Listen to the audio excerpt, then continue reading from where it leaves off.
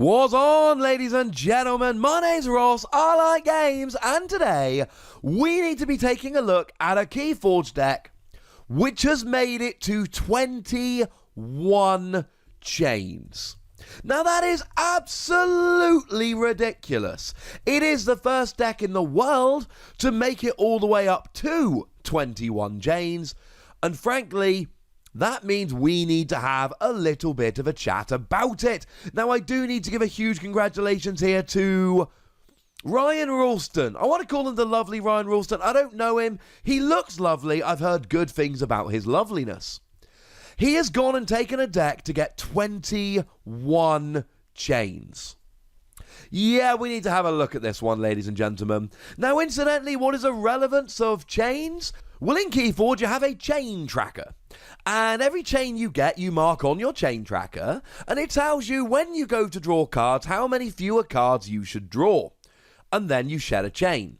So two things happen when you're sitting at 21 chains. Firstly, you start off drawing 4 fewer cards when you should be drawing. That's ridiculous.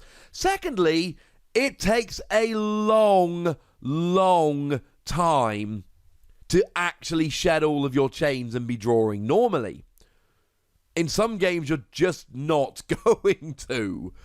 That's, it's hard to win when you're drawing 4 fewer cards than your opponent. So the question is, ladies and gentlemen, what is this deck? How did he do it?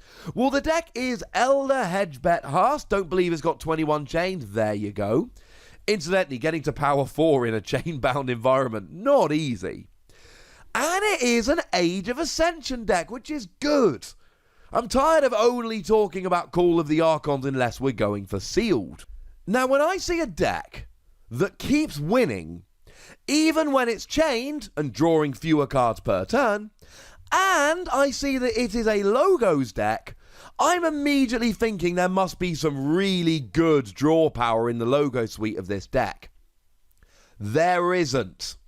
There's a copy of Brain Eater. After a creature is destroyed fighting this creature, draw a card. And there is a copy of Igor that lets you look at the top 3 cards of your deck and select one of them to put into your hand. You're not seeing one of these decks with multiple Library of Babel, which is in Age of Ascension, or Professor Sutterkin, or any of that kind of draw. No, this does not have particularly good draw. But it does have archiving. Now, things like, let's take Archimedes as an example. Archimedes gives each of its neighbours, if destroyed, archive this creature. Now, when cards are archived, you put them in your archive, and at the beginning of your turn, you may pick up your archive. Now, chains don't affect your archive. So if you've got cards which are building up your archives, you can then have turns where you're picking up extra cards, even though you're not drawing as many to end your turn. And we've got a few ways to do that here. Hexpion, when it is destroyed, you archive both itself and the top card of your deck. We've got Titan Librarian. At the end of your turn, if it's not on a flank, you archive the top card of your deck. So what you're able to do here is build up an archive to almost replace your draw. Titan Librarian just archives the top card of your deck. So with Titan Librarian, if you get them both out, you can actually, almost in a weird roundabout kind of way, be drawing an extra couple cards per turn. Now, we do also have Research Smoko, who when destroyed archives the top card of your deck, and Sloppy Lab Work, which when you play it, you archive a card and discard a card. Although, to be fair, that is archiving a card from your hand, so it doesn't actually give you a card advantage. The good news is, even though we don't have draw in logos, we do have draw in Mars. There are 2 copies of Martian Generosity. And this, I think, is key to the deck. Mars we often talk about as a house whereby if you get the right combination of cards, it is phenomenal. And I think this has the right combination of cards. Martian Generosity, you discard all the amber in your hand, which, okay, can be quite punishing. but you draw 2 cards for each amber that you have to discard. Yeah, that's going to add up pretty quickly, ladies and gentlemen. And with 2 of them in your deck, as soon as you've got much amber at all, you use Martian Generosity. And that kind of gets you going. That sees you through some of the leaner turns that you're going to have necessarily by virtue of being so chained. Clearly, without this deck being chained, it's nuts. Because of all the archiving and stuff in logos and the Martian Generosity, you go nuts. But this will get you through, hopefully, even with some of the chains. And when you can start building up a bit of a hand again, oh look, you've got a copy of Key Abduction. Yeah, Key Abduction's pretty nice. Key Abduction, essentially you pick up all of your Mars creatures, and then you forge a key at +9 current cost, reduced by 1 for each card in your hand. Incidentally, your opponent also has to pick up all of their Mars creatures. Now, this is a hard card to get rolling when you start with loads of chains, but it also gives you an alternate win condition, so, you know, kind of worth it. Incidentally, you do also have Glixel Proliferator, which can do some archiving in your Mars suite. What it does when you reap, if it's on a flank, you archive a Mars card from your discard pile. Obviously, the first one you archive is Key Abduction. So then, when you pick up your archive, number 1, you have lots of cards in your hand, and number 2, you have Key Abduction, so you take advantage of all the archiving, which you've already mentioned, and then you guarantee that you've got Key Abduction. Incidentally, Sloppy Lab Work can also archive it from your hand, and you might hit it accidentally with something like Titan Librarian. And then when you pick up your archive, you've got a handful of cards, one of which is Key Abduction, and at that point you should be able to forge a key. The chains that this deck ends up with really, really hurt it, but having the option of Martian Generosity plus the archiving, and then Key Abduction when you're up and rolling, yeah, that's going to help. Now, if we look at the rest of the logos cards here, we do have a copy of Helper Bot, which lets you play a card from another house when you play it. It's one of my favourite cards in the set. A copy of Poke. Deal 1 damage to an enemy creature. If it's destroyed, draw a card. I didn't even mention it when I talked about my drawing with logos earlier. Should tell you what I think about that card as a draw card. 1 copy of Remote Access, which is really nice if your opponent is relying on artifacts, because you get to use it as if it were your own. And if it's something like Nepenthe Siege, you destroy it as well, and you're like, in your face. And then 1 copy of Osmo Martianologist. Heal 3 damage from a Mars creature or stun a Mars creature. Yeah, it's really, really nice to have this in a Mars deck. That's kind of cool. Looking at the other Mars cards, we've got Collector Worm. I adore Collector Worm. To be fair, the fact that this deck has Collector Worm and Helperbot makes me overjoyed to begin with. But Collector Worm, you archive the creature that Collector Worm fights, assuming you survive the fight, but with 5 armor you should. But it does go to your opponent when it leaves the archives, so you can't build up your opponent's creatures in your archives to give yourself a card advantage. That doesn't work. We do also have Mars First. It gives you an amber, and it lets you ready a Mars creature. And use, obviously. That's pretty gosh darn good. Incidentally, if you use Helperbot to play Mars First, that will let you use a Mars creature, because Mars First is played from Helperbot, and it lets you use a friendly Mars creature, even if it's not a Mars turn, which is pretty sweet. We got a copy of Mind Warper that forces one of your opponent's creatures to copy an amber from its own side, which is pretty gosh darn nice. Gets rid of a bit of their amber, but also means you can hit them, and then you get the amber when you destroy them. Tixel Beam Buckler, which deals 2 damage to a creature and moves it to one of your opponent's flanks. It's kind of cool. And it's a decent, it's got some armor on it. It ain't too bad. We've got Xanthix Harvester.